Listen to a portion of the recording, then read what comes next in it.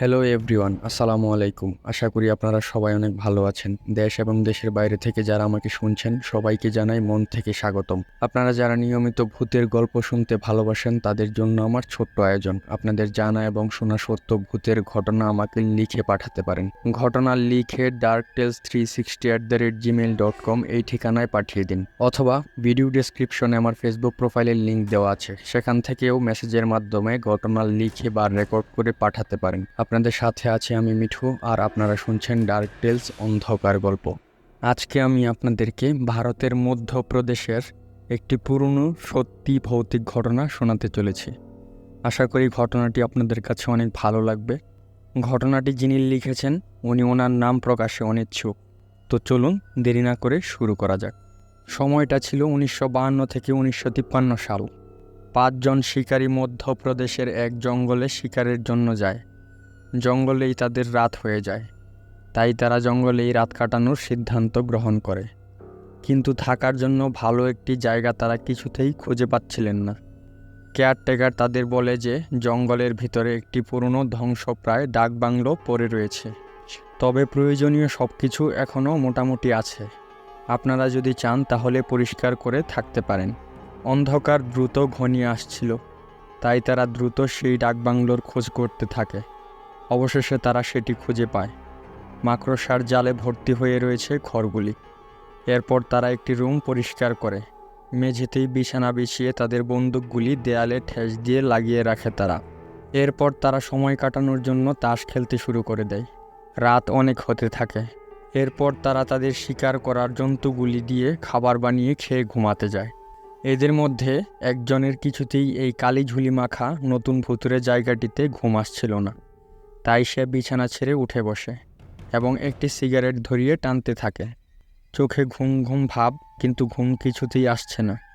এরপর সে ঝাপসা চোখে দেখে যে তার সামনের খোলা জানালা দিয়ে একটি হাত তার দিকে এগিয়ে আসছে। সে ভয়ে চিৎকার করে ওঠে। তার চিৎকার শুনে বাকিরাও ঘুম থেকে জেগে ওঠে, কিন্তু ততক্ষণে হাতটির কোনো চিহ্ন ছিল না। হাতটি মুহূর্তের মধ্যেই মিশিয়ে গেল। এরপর বাকিদের সেই ঘটনাটি বলতেই বাকিরা তাকে বলে, তোমার হয়তো ভ্রম হয়েছে। সারাদিন জঙ্গলে ঘোরাঘুরি করে শরীর ক্লান্ত হয়ে গেছে, তাই তুমি হয়তো কোনো দুঃস্বপ্ন দেখেছ। জানালা রয়েছে কত দূরে, অত দূর থেকে একটি হাত এত দূরে কিভাবে আসতে পারে? নতুন জায়গা তো, তাই এমন মনে হচ্ছে। এবার ঘুমিয়ে পড়ো। সেই লোকটি তাদের বারবার বলছিল যে সে যা দেখেছে ঠিক দেখেছে, কোনো ভ্রম হয়নি। কিন্তু বাকিরা তার কথায় কোনো কানই দিল না। সবাই শুয়ে পড়ল। সেও ঘুমানোর চেষ্টা করে, কিন্তু কিছুতেই সে ঘুমাতে পারছিল না। দেখতে দেখতে সকাল হয়ে যায়। সকালের খাবার খেয়ে তারা আবার শিকারের উদ্দেশ্যে চলে যান, কিন্তু সেদিন তারা কয়েকটি বনমুরগি ছাড়া আর কিছুই পেল না। রাত হতে না হতেই তারা আবার সেই ডাকবাংলোতে চলে আসে। সেই বনমুরগিগুলিকেই তারা সেই রাতে খেয়ে দিয়ে তাস খেলতে শুরু করে। চোখে ঘুম ঘুম ভাব, কিন্তু তারা তাস খেলেই যাচ্ছে।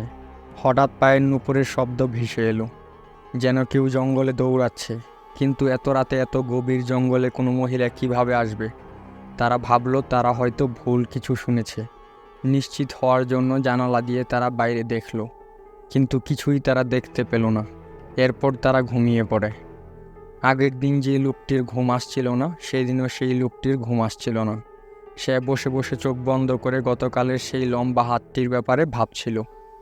তার মনে হলো তার সামনে যেন কোনো কিছু আসছে। সে চোখ খুলে দেখতেই তার অজ্ঞান হবার পরিস্থিতি হয়ে যায়।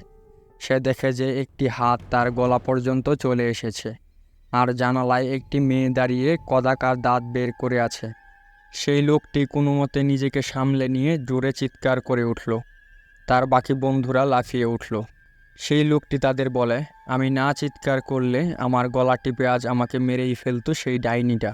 সে জানালার পাশে দাঁড়িয়ে থাকা মেয়েটির কথা তাদের বলতেই বাকিরা দৌড়ে জানালার কাছে গেল। তারা কোমর পর্যন্ত চুলওয়ালা একটি মেয়েকে অস্পষ্টভাবে দৌড়ে পালিয়ে যেতে দেখল। তারা আবার পায়ের নুপুরের মতো শব্দ শুনতে পান। এরপর তারা সিদ্ধান্তে আসেন যে কিছু না কিছু একটা গোলমাল রয়েছে এখানে। এরপর তারা আর বিশেষ কিছু না ভেবে ঘুমিয়ে পড়ে। পরের দিন ঠিক একইভাবে সকালে কিছু হালকা খাবার খেয়ে তারা আবার শিকারের জন্য বেরিয়ে পড়ল।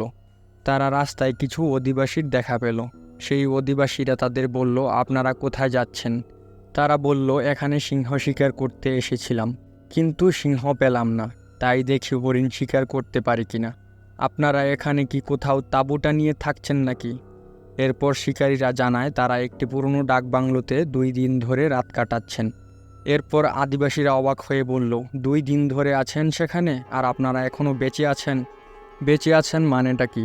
সাহেব, ওই বাংলোটি ভূত বাংলো। সেখানে একটি মেয়ের অতৃপ্ত আত্মা ঘুরে বেড়ায়। এর আগে যেই সেখানে রাত্রিবাসের চেষ্টা করেছে তাকেই সে গলা টিপে মেরে ফেলেছে। সেই মেয়েটি একজন কেয়ারটেকারের মেয়ে ছিল। কেয়ারটেকারের অসুখ হয়েছিল। সেই সময় সেখানে কয়েকজন শিকারী কয়েকদিনের জন্য থাকছিলেন।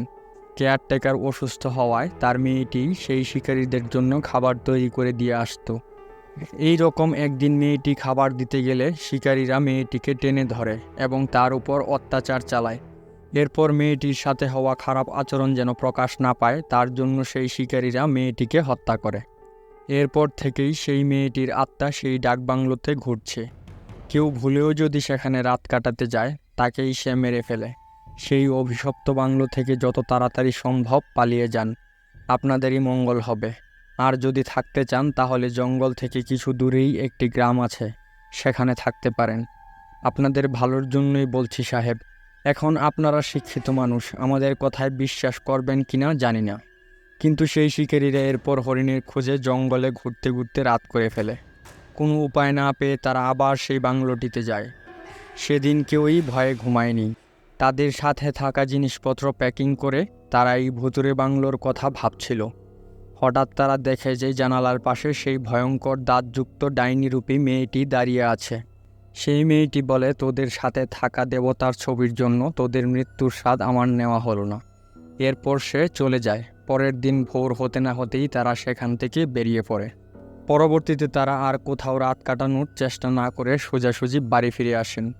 আজকের ভৌতিক ঘটনা আপনাদের কাছে কেমন লেগেছে তা অবশ্যই কমেন্টস বক্সে কমেন্টস করে জানান। ভালো লাগলে একটি লাইক দিয়ে শেয়ার করুন আপনার প্রিয়জনদের সাথে। প্রত্যেক শনিবার, মঙ্গলবার ও বৃহস্পতিবার বাংলাদেশ সময় রাত 9টায় নতুন নতুন ভৌতিক ঘটনা নিয়ে হাজির হই আপনাদের সামনে। মিস করতে না চাইলে চ্যানেলটি সাবস্ক্রাইব করে বেল আইকনটি বাজিয়ে দিন। আর ততক্ষণ পর্যন্ত ভালো থাকুন। ধন্যবাদ। আসসালামু আলাইকুম।